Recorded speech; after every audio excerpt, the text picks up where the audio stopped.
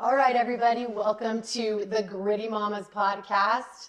I'm Julie Jeppson here with Candice Bithell, and she has, as everyone does on this podcast, quite a story to tell. So give us a little bit about your background, who you are, your family, your kids, where you were born and raised, all the things.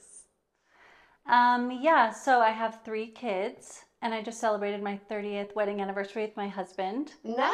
What did you guys do? We went to California and went down the northern coast. Awesome. Yeah. And I have LGBT children. My youngest is transgender, and I have a son who's bisexual, but just mostly dates men. And then my oldest is married and lives in Salt Lake. Well, I was not expecting that introduction right then and there. That's awesome. So before we get into that, because it's deep and it's heavy and it's been a lot of, I'm sure, navigating for you. But tell me first about your background, like you as a child and what happened to you. Yeah. Okay, so I was born in the backwoods of Ohio, and my birth name was Sissy. And I was the 3rd child of 3 to a woman who had a lot of addiction issues. My 2 brothers have different fathers than I do, and I was unwanted. She would try to get rid of me by running into walls and jumping off of tables and things, and partied quite a bit. And so at 2 days old, I was thrown in the trash. Like the literal trash? Yeah, the actual trash. And by the time I was 2, I was custody of the state, and my father's parents, they weren't totally aware that he was my father, but his parents took care of the 3 of us. And I'm like trying to let you go, but I'm like picturing all of this in my mind. So how did you even know that was just, who told you that she was running into walls and trying to basically abort herself? Yeah, family members who knew her. Eventually, when you grew, told you what she had been trying to do. Yeah. Okay, so continue, because I have so many questions just about her. Have you met up with her? Yeah. You have since? Yeah, I met her about 6 years ago. Oh my gosh. I actually really love her, and forgiving her and having a relationship with her has been really healing for me, because I blamed her for quite a bit when I was younger. Of course you did. So those 2 brothers, what happened to them? They are older than I am. One lives in South Carolina and has 3 children. One's passed away. And then another lives in Logan and is married and has two kids. Wow. But we've all struggled with it in different ways. Yeah. So did someone find you? Yeah, actually someone pulled me out of the trash. It's actually my birth father. Oh. She had called and told him that she had something to show him. And so he came over, and she had said that I was his, and he found me in the trash covered with like garbage and newspaper and stuff. And how long were you in there? Oh, I have no idea. Oh my gosh. That was 2 days old. Yeah. Okay, so then you're in state custody. By the time I was 2. So when I was 2, she, I don't know the real story. We've been told so many stories. Yeah. The story we've been told is that she left and never came back, and that the state had custody of us. But however it happened, we were taken in by my paternal parents. So my paternal grandparents. Yeah. And then they raised you for how long? Well, my grandfather died of lung cancer when I was 4, and my grandmother couldn't afford to feed the 3 of us. And she actually had cancer that was undiagnosed at the time. And so when I was 7, just before I turned 7, we were adopted into an LDS family in Ohio, and they were abusive. When you say we, was it you and the 2 boys? Yeah.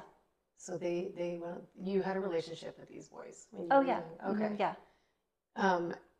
And ironically, you go to an LDS home and you're abused in this home. Not ironically, but like.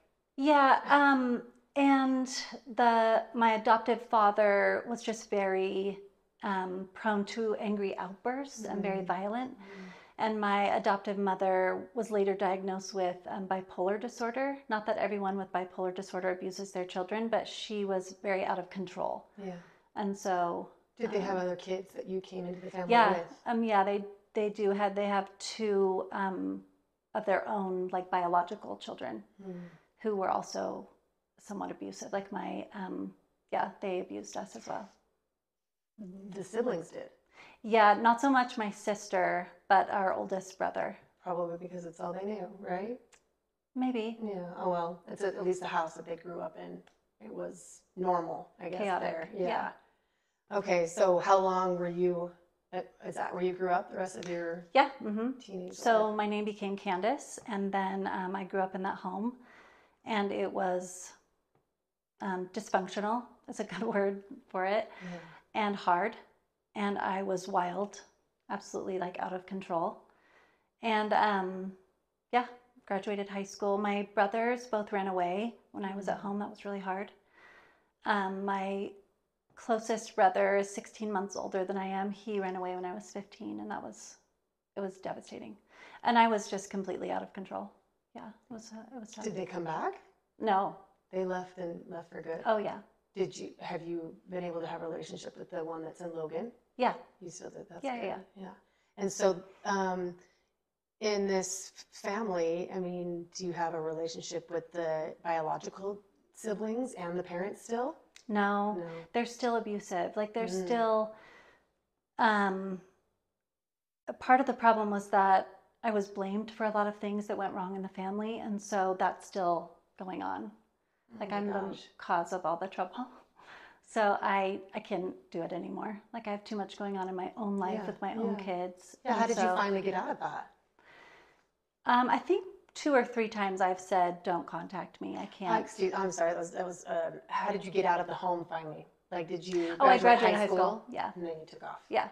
So in an LDS family, that did they go to church and practice LDS values and all the things? LDS values, I'm not sure about. It was we definitely put on a show on Sundays and got all dressed up and had to kind of perform like we were okay. Yeah. So you were ready to go when you turned 18 and graduated. You were out of there. So ready, yeah. Yeah. And what happened? So then what happened? Good question. I went to college and dropped out and went to Jackson Hole and partied a lot and lived like just an absolutely wild lifestyle and was really unhappy and was suicidal, definitely. And I had a lot of bad things happen to me as someone who was drinking too much and was young. And it was a really rough time period for me. I was going to ask if it was like, if you look back on it like fondly. I mean, you answered that question by saying you were unhappy, but like, was it fun, I guess? No. Yeah, it wasn't. No, yeah. I was just destroying myself slowly. Yeah. And then you met your husband. Yeah. So I met my husband before I moved to Jackson Hole. And then when he got home from his mission, I was a complete disaster, but he still loved me and still wanted to be with me. I'm assuming you probably weren't active in the church at that point. No. Yeah. No. Yeah. I left the church when I was maybe 14. Oh, okay. Yeah, How did that go over with your parents? I pretended that, I did what most kids do. You know what I mean? Like in your heart, you left. Oh, yeah. Yeah. Big time. Because I didn't want to be anything that they were. Yeah. And I couldn't believe anything. And I think, too, it's hard when your example is not good. Yeah. Right? And so I felt like I just didn't, if that's what the church was, is people who were hypocrites or like beat their children or, said terrible things, then I didn't want any part of it. To do with it. Yeah. Right. But your husband happens to be LDS, correct? Yeah. When you meet him. And so how does that go over? Yeah, so he got home from his mission and he saw how I was living and said, hey, I love you, but I really believe the church is true. Will you give it a try? And I honestly started going just to prove it wrong. Really? Yeah, I thought, oh, great opportunity to like get him to quit going also. Yeah. And just prove it wrong. And I eventually, not at first, I did have a fantastic bishop in Jackson Hole, but I ended up moving with him to Idaho and had a fantastic, phenomenal bishop that I absolutely, absolutely adore, who just helped me through everything I was going through. Did you see yourself start to go from like this like conniving, trying to stop him from going to, crap, I'm starting to love this and believe this again. Like, did you see that shift in yourself? Pretty quickly. Really? Yeah, because of how I felt about myself. Oh, you felt better about you. Yeah. I think one of the first talks the week that I went to church first, this person spoke about repentance and how much better they felt. And I desperately needed that. Wow. Like with desperation, needed that feeling to feel good about myself. I just love that your husband now, like I don't want to say took a chance, but like growing up for me. Oh, a huge chance. But like, you're taught not to date that kind of person. You know what I mean? But he did, and like loved you aside from all of the wild and crazy things you were doing, because I was taught like you steer clear of those. You know what I mean? Yeah, that's true. Those He kinds was of from boys. Detroit, and so there weren't very many LDS people there, and so he was pretty open-minded. And his family, his parents have done a fantastic job of being people who are unconditional lovers. And aren't and judging. So, yeah. That's it, which we need a lot more of here, in Utah. I probably think that way because I'm from Utah, where we're all born and bred Mormons for the most part, Okay, so you guys end up moving to Utah? Uh-huh. And then get married and have kids? We waited a long time to have children, mostly Really? because I was really afraid to be a mother. Yeah. And it's something that I had always wanted, which is surprising. But when I was little, not that little, I was probably 8 or 9, I had a pretend imaginary family. And I had a little daughter named Cindy and a husband named Billy. And I took such good care of Cindy. And my brothers would make fun of me. I do have a memory of walking up our street, and my imaginary daughter Cindy was going to run into the road, and I stopped her. And was explaining to her why it's dangerous. And I looked over, and my brother was watching me. And he's like, "Who are you talking to?"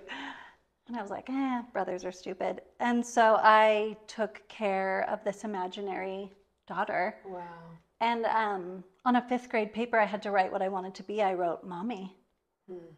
And I think I definitely wanted to, as I grew also, I wanted to be the mother I didn't have.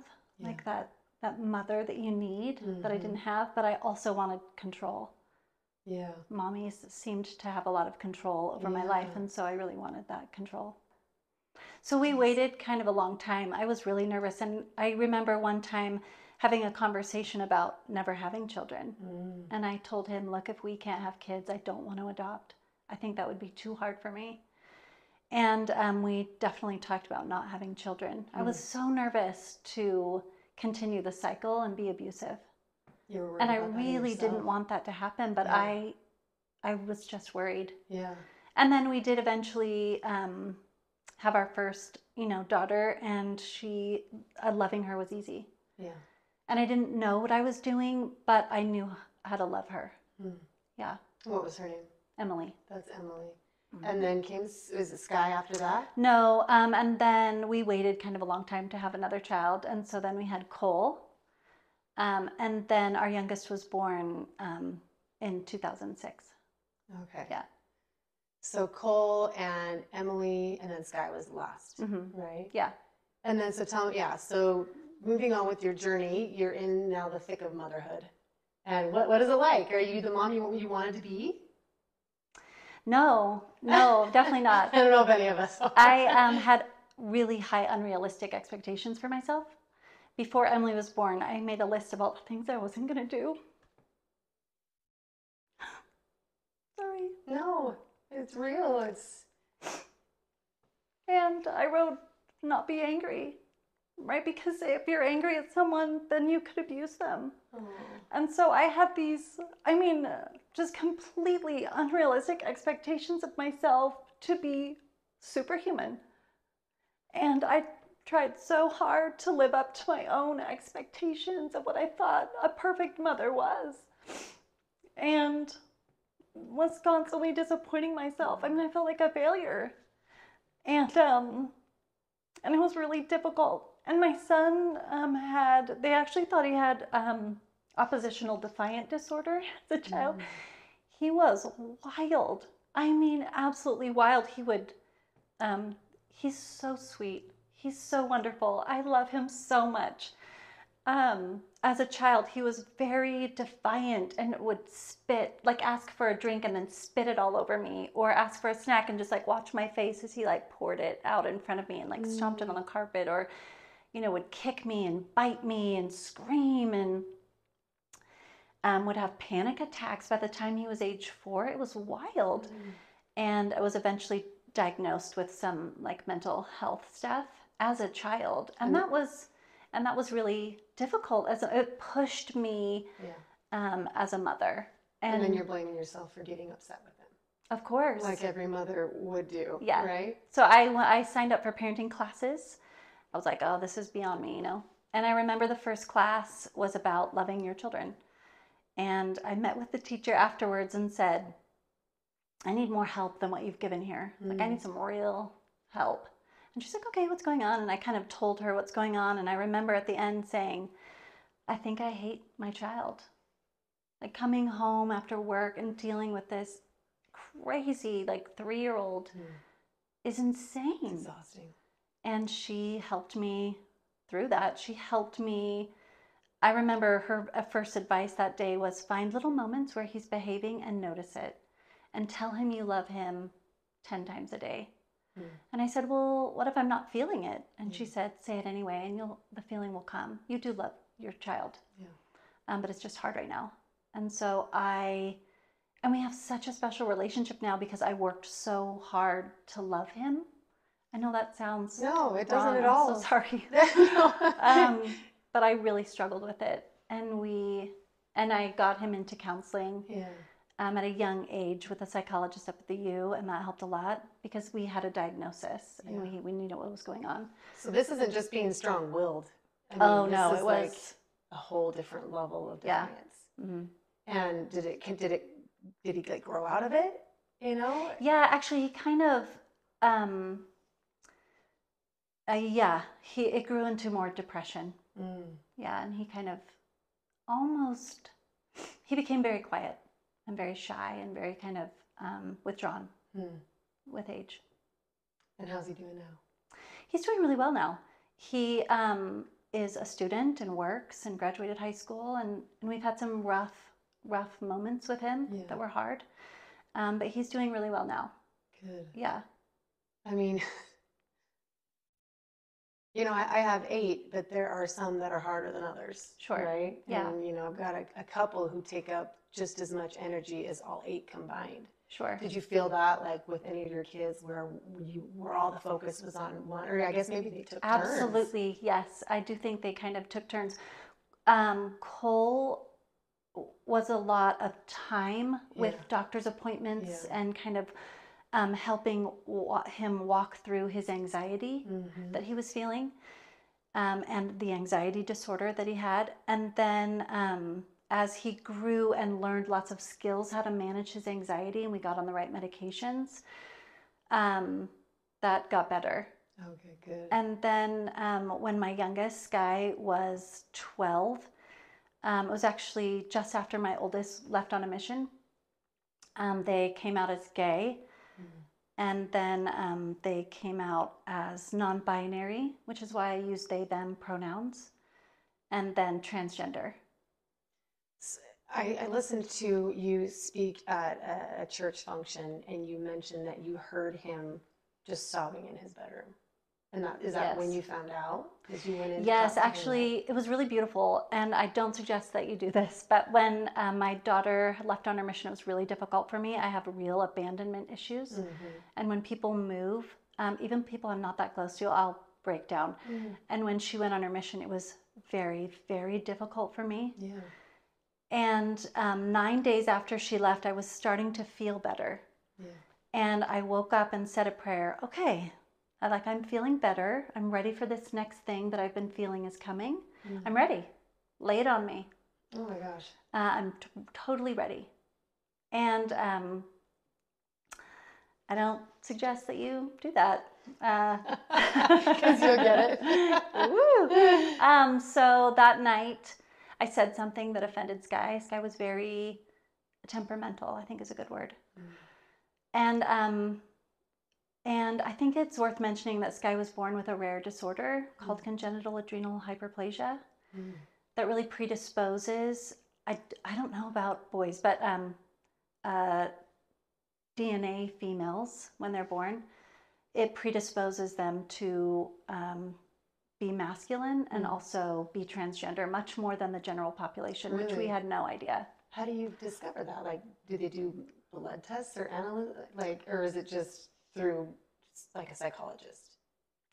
That's a good question. We discovered it later, but they were born different than most babies are born. Really? And so we knew, yeah, and Sky was in the hospital quite a bit at first. Wow. And we weren't quite sure what gender they were. And then they said, it's a girl.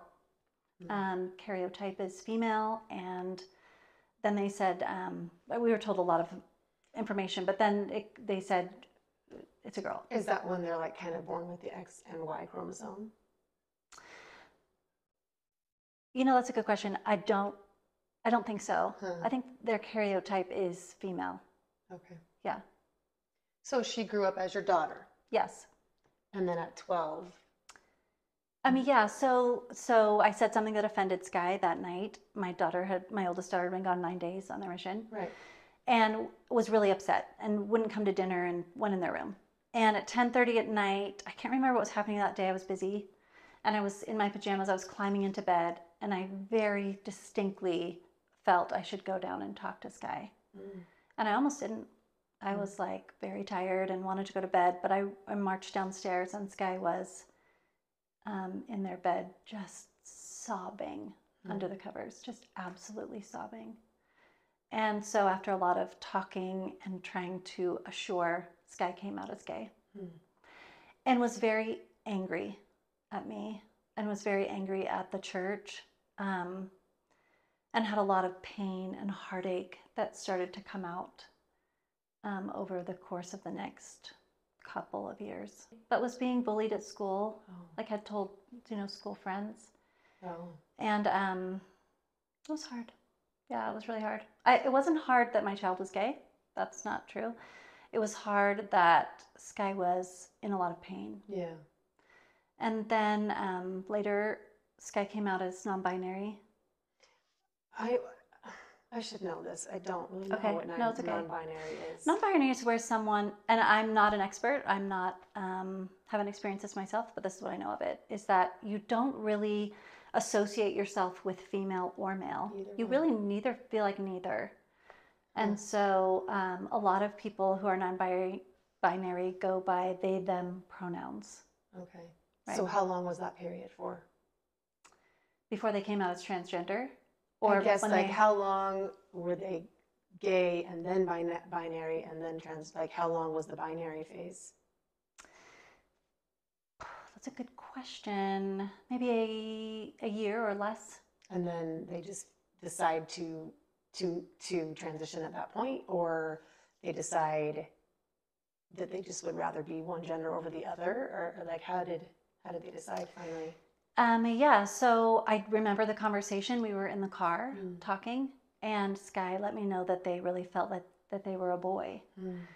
And then they turned to me and said, does it matter? And I had to pause for a minute. Did it matter? And yeah, it did matter. But I think what they were asking at the time was my love at risk? Yeah. And so I assured them it did not matter, that I would love them no matter what gender that they chose to be, that my love was greater than their gender.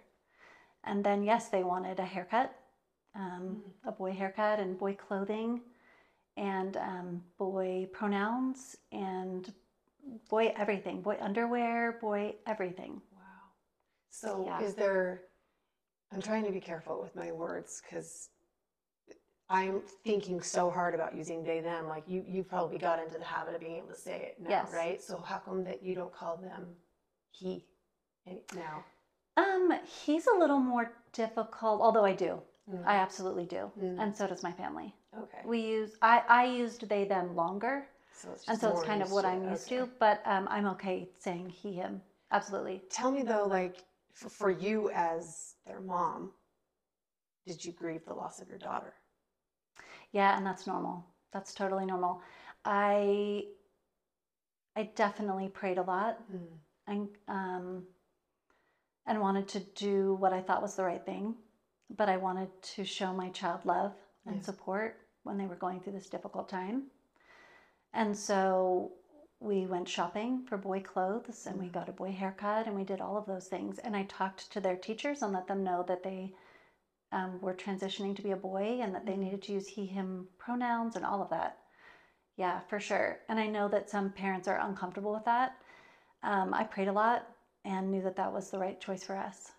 Which was probably the greatest act of love that your child has probably felt in years or ever. Yeah, I do think that for me, as a Christian, the best way to bring someone to Christ is with love. Yeah. And they needed a mother who was trying to understand and support this journey. But you're doing that in Utah. Yes. Like, that must have been twice as challenging. Absolutely. You know, Sky was being bullied at school by the LDS kids. Of course. Yeah, and that was very, very difficult at the time. And there were some kids at church, but Sky left when they were almost 13 and stopped coming. But there were things said that were really offensive. Yeah, it was hard at first. How old is Sky now? Almost 18. Is he still in high school? Yeah, a senior in high school. And have things gotten better? Oh, so much better. It was really rough then. It was really rough for a long time. When you said you left school, did you homeschool or something? Oh, no. Did I say school? I meant church. Oh, okay. They left church. Okay, school. Yeah, no, they continued with school. Actually, we did homeschool for a little while. The bullying was too much, and it was clear that Sky was in a lot of pain from something. And so we did homeschool for a while. And then when Sky started high school, it was just clear that Sky was in a lot of pain. And they were mostly just taking it out on me. I was safe. And I met with my parenting coach again. I called and was like, hey, I'm going through something really difficult right now. I need help. Because Sky was lashing out a lot. And the parenting coach said, I want you to come up with a quick one-liner when Sky's telling you that they hate you, or they hate who you are, or your religion, or whatever it is. And so what we came up with together was, I'll always love you. And so Sky did tell me they hated me quite a bit, and I would always come back with, I will always love you. But there were times that I had to leave the room where it got to be too much. This guy would say some very hurtful things that they have apologized for. But I would say, I can't stay, but I love you. I'll always love you. And leave the room and just sob. It was like, as someone who really wanted that family unit and to be a mother, it really, like I say this when I'm telling this story, but it did break me in ways I didn't know I could be broken. And I had quite a difficult upbringing and things we haven't touched on. Like, I had dealt with some pretty difficult emotions and difficult experiences. This was very difficult for me. Did your kids give you any kind of grace because of how you were raised and knowing that you were an abandoned baby and abandoned and abused child? Did they ever give you, like, you know what, my mom had a rough time too? And like, now as adults. They do now. Yeah, now as adults. At the time, it was kind of like, and I have said to them before, I'm the wrong person to complain to about cleaning the bathroom, you know, like, or whatever. I'm the wrong person to complain about that. I'm actually a much better mother than what I've experienced. And they would be like, well, Mom, you know, we've heard that a million times. I had to walk to school in 8 feet of snow. Stop complaining. Like, I say that stuff. Yeah, so I think it got old. But now as adults, I've heard them say things like that. Like, oh, well, your experience was so difficult or whatever. Right. So I think they're more understanding as adults. But it shapes us into who we are and to how we feel and the perspective that we have. Does Sky resent you for staying in the church? That's a good question, and I know that that does happen. I've met parents like that. No, I at first for sure. Yeah. But and likewise Cole, right? Yeah. And Emily, they've all left. Yeah. Emily, she's heterosexual female, right? For the most part, yeah. Oh, okay, so you struggle with it with all three in some way.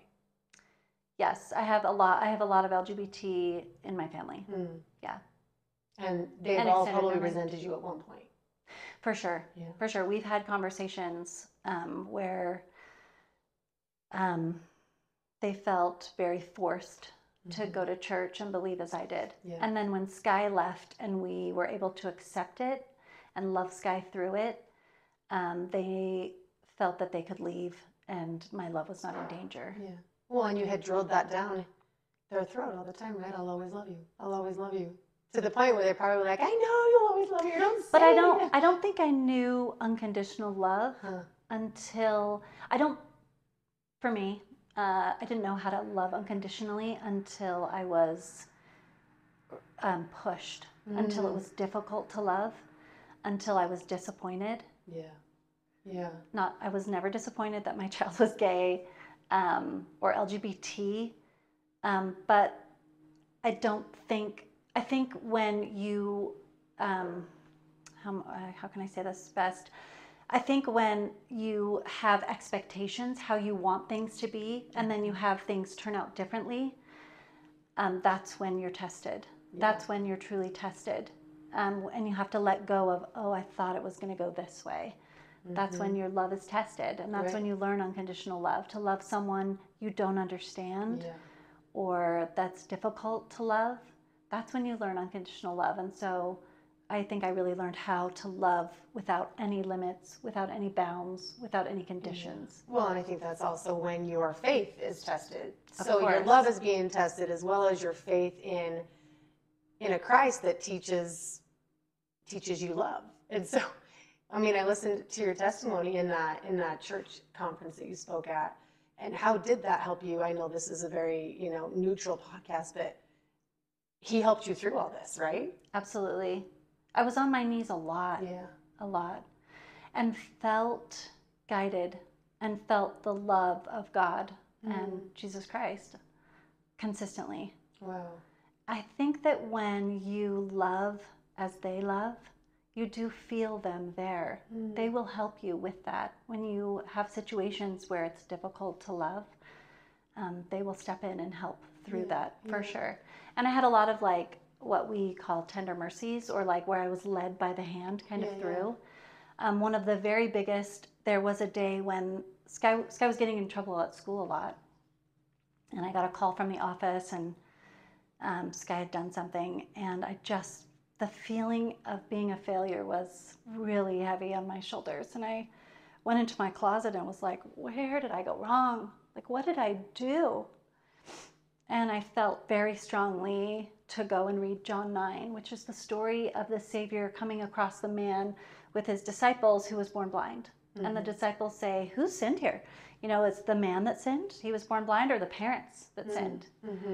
And Christ says, no one sinned. It's so that the work of God can be made manifest in this man. And I think that the work of God is to bring us home. And so Christ was essentially saying to the people, this is God leading him home.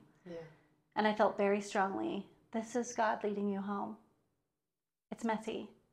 Super messy. But this is God leading you home. And by extension, this is God leading Sky home. This is God leading Cole home. And my oldest daughter, who has been through quite a lot also, this is God leading her home also. This is God leading them home. So what have you learned through your kids about the LGBT community? You're a huge advocate now. Totally. Right? I love the LGBT community so much. You said you call them your people? Yeah, I do. That's true, yeah. They don't want me, but I want them, Yeah, I think, let's see. Sky asked me many years ago to attend Pride, and I never have, and asked me to march in a transgender march for rights. And I was worried. I was worried that I wouldn't fit in, that I didn't belong. I mean, I had a lot of worries. And Sky at the time felt very marginalized. And there was a huge gathering at the Capitol, and we walked up, what is that, State Street? I can't remember, North Temple, and came to the Capitol grounds, and there, it was 20,000 people, 30,000 people, and I stopped and said, Sky, the next time you feel unsupported, I want you to think of this moment. And it was big for me too, because I didn't feel alone. I knew I had a community of people, working through this same thing. Were you worried about being judged? Totally. It's worth saying 10, 15 years ago, you could have been reprimanded. For sure. Absolutely. And I know people who have been through that. Mm-hmm. And so to be able to support your child in that way is huge. Because you also mentioned that Sky went to girls' camp, right? That's right. And that one of the leaders, your bishop or the leaders they had come over and asked, like, what do we call them, and how do we use the pronouns? Wasn't that right? Yeah, so fantastic. Which was, mind-blowing. Yeah, like, and worked with some age. of the older women in the ward to use they, them. Even the older huge. women. Yeah. Huge. Yeah. Good. Sky doesn't want to have anything to do with the church, but they're great. Yeah. I think it is worth mentioning that a lot of people here in Utah and in the country, in the world, are dealing with the new handbook instructions on being transgender, which hit a couple of weeks ago. Mm-hmm. And it's been really difficult for the LGBT community. I didn't understand. I don't think I knew what it said before. How has it changed? I'm not an expert, but it has changed in that transgender people who have transitioned, what roles they can have in the church has changed. And it used to be kind of what's called, I'm not sure if you've heard this term before, but leader roulette. It kind of depends on which stake president you have or which bishop you have, how you're going to be treated, which is really is what terrible. I'm saying, like, you had a good one, thankfully. Yeah. And the bathroom usage, I think, has been the most hurtful, where if you have transitioned to a different gender and you want to use the gender you associate with that bathroom, the bathroom has to be empty and you have to have someone standing outside so that no one else enters in. And that's in the handbook. And then the other thing I know is that you cannot work with youth or children. But studies have shown time and time again that transgender people are some of the safest with women and children. Interesting. More than doctors, leaders, politicians, teachers. Like, the rate of a transgender person hurting someone else is very, very low. So you hear that, and yet you're still faithful, right? I mean, you're still going to follow, and you're still going to believe and hold to your covenants, even though it was probably hurtful to you, too.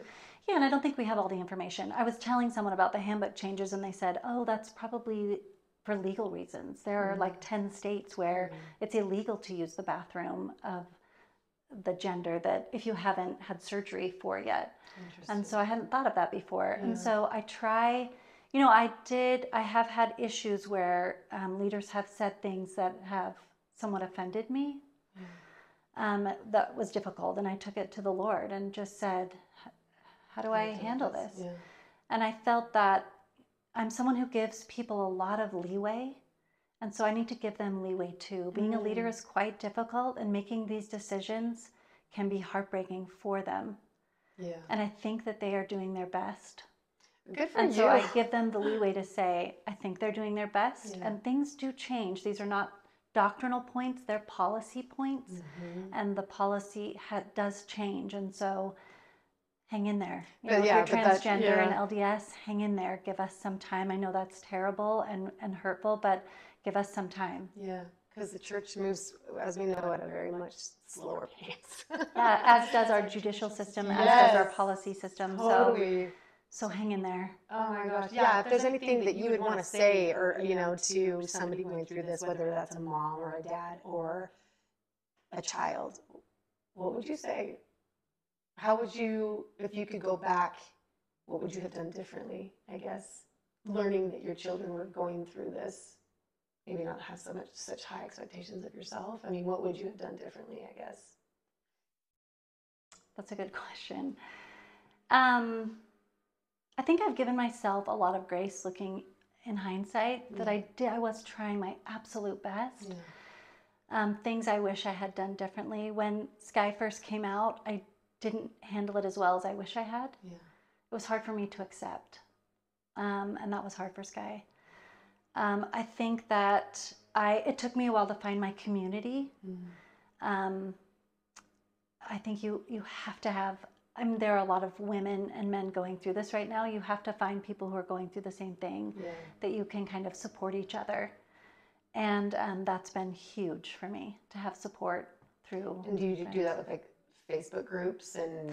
Yeah, there are a lot of Facebook groups. Actually, there are a lot of communities that you can find that kind of believe the same way you do. So there's Mama Dragons, there's a North Star, which is an LDS group. There's Encircle here in Utah. I'm not sure if they have, but in other states, like Utah Pride, I'm sure that there are in other states organizations where you can go and actually meet with other parents or other children or other adults who are going through exactly what you're going through. So I'm a part of a couple of groups that are parents of gender identity kids. Wow. And so that's huge. But you can do that online. You don't have to do that in person. There are online groups. Are there like events and parties? Absolutely. Absolutely. I know Lift and Love is big. I can't list them all off here, but there are a lot of organizations that will help you through. And I think that something that's really common when someone first finds out that their child is transgender is really accepting the way that it used to be or what they thought they wanted. And sometimes we look through our loved ones at what we thought we wanted them to be instead of seeing what really is. And I think it's really, really important to know that you can love what was. I loved Sky as a little girl and big bows and ballet classes. I loved that. But I can also love what's happening now.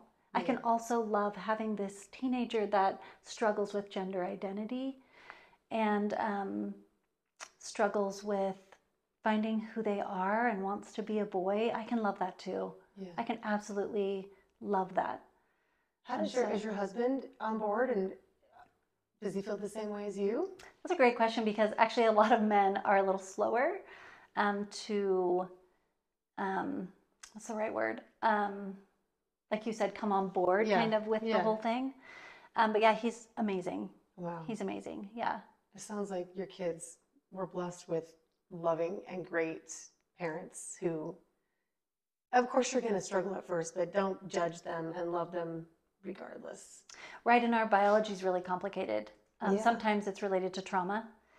Gender dysphoria can happen for a number of reasons.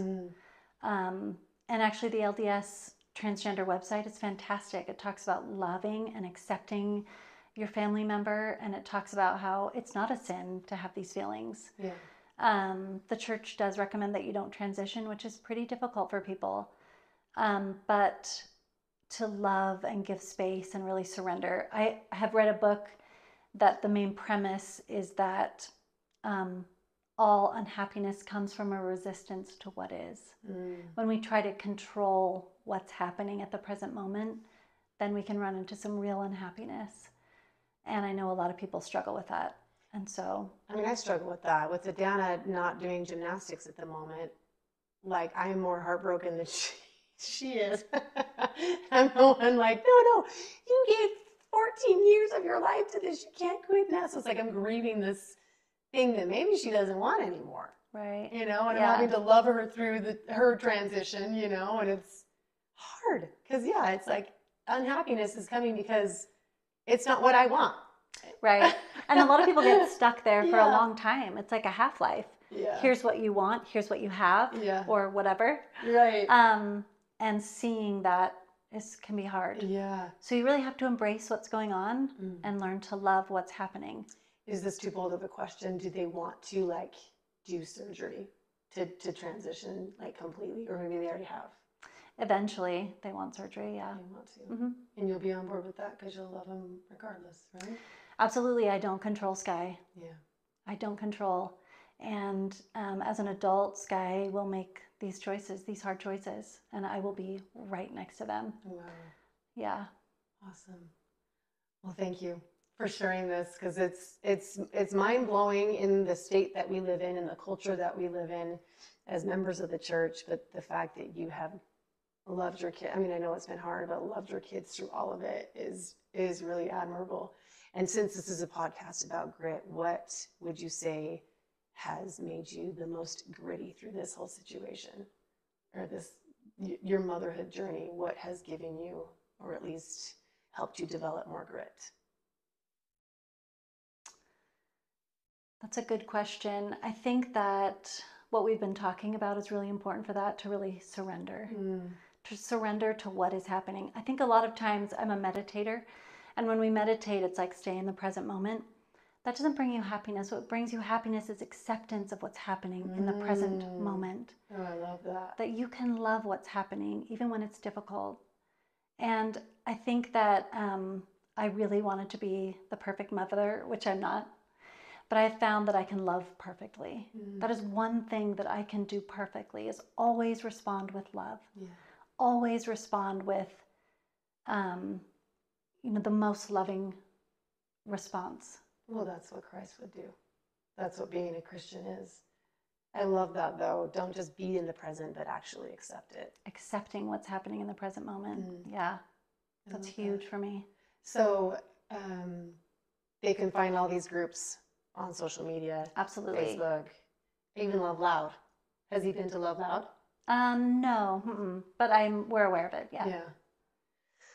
Oh gosh, this was so good for me because of how I grew up. Very kind of black and white, and what to do and not to do, what to say and not to say. And I think that we're kind of weird to judge sometimes as members of the church and members and non-members of the church. But I love that you're out there showing members of our church, because you're still faithful in the gospel, that look, just because they've chosen this or they're this way, that it doesn't mean that we have to love them any less. And you're like a walking testimony of it as a faithful disciple with kids who have left, and you're still loving them through it.